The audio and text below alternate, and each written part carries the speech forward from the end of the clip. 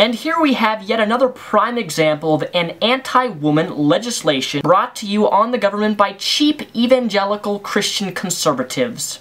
Evangelical conservatives. Los Angeles, California, appeals court overturned the rape conviction of a man whose authorities say pretended to be sleeping with a woman's boyfriend before initiating intercourse, ruling that the arcane law from 1872 doesn't permit unmarried women in such cases.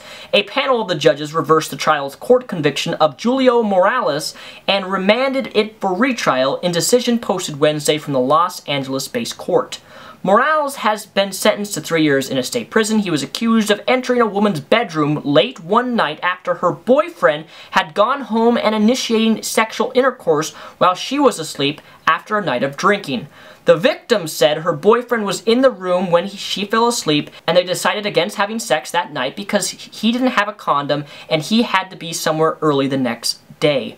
Morales pretended to be her boyfriend in the darkened room, and it wasn't until a ray of light from the outside room flashed across his face that she realized it wasn't even her boyfriend, according to the prosecutors. The appeals court added the prosecutors argued two theories, and it was unclear if the jury convicted Morales because the defendant tricked the victim or because sex with a sleeping person is defined as rape by law. I'd just like to say that I believe this 1872 law really shows the mindset of men back in the early 1800s. But do you know what this 1872 law really protects? The husband's violation and the loss of his supposed property rights, because we all know back in the early 1800s, women were literally looked upon as property. And now when a woman is raped in her bedroom, if she's not supposedly married, it's not classified as rape because he was impersonating someone or tricked her into thinking that he was someone else. What? Now here's a little interesting fact that I found out researching the judges who were appealed this decision of sentencing this guy to prison.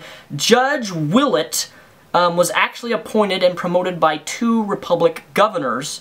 And why am I not surprised that someone who would appeal the decision that this man raped this woman, why am I not surprised that they're conservative Republicans and they're Christians?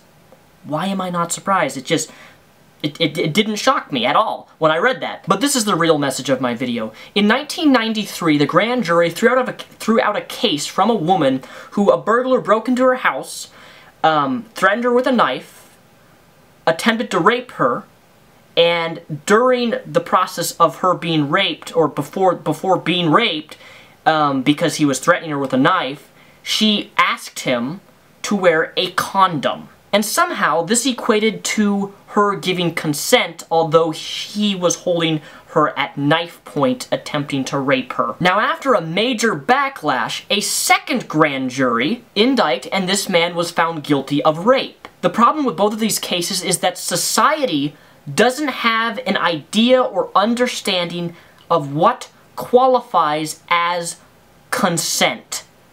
Simple word, consent, but people don't understand it. And when people don't understand what consent is, this leaves an ambiguous support for legal measures. Why use an antiquated law to prove rape unless they felt that her going along with the sex initially would equate to consent? It should be very simple. Consent is not the same thing as being coerced.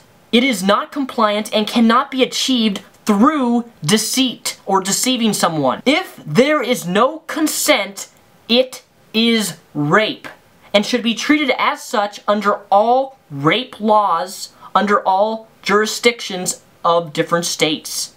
It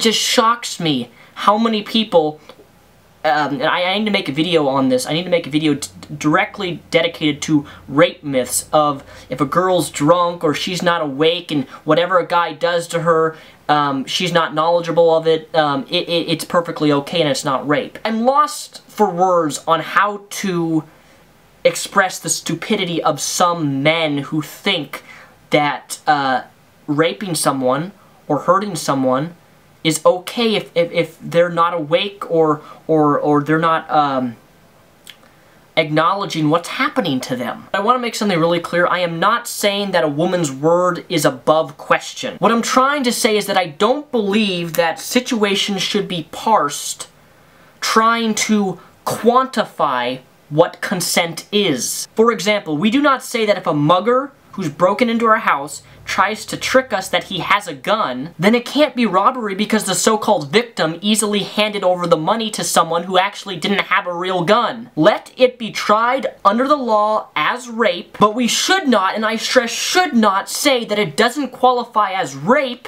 under the law because we don't understand the difference between consent and coercion. It's just sickening to me that this woman was raped, but now she's having it happen again only by our legal system. Way to go, Justice. Way to go to state of California. One of the reasons why I never, ever, ever, ever, ever don't want to move to California. Nothing against people who live in California, but there's just that state. I do not like that state. And it is reasons like this and the people in governmental power that, no, not a good place to be.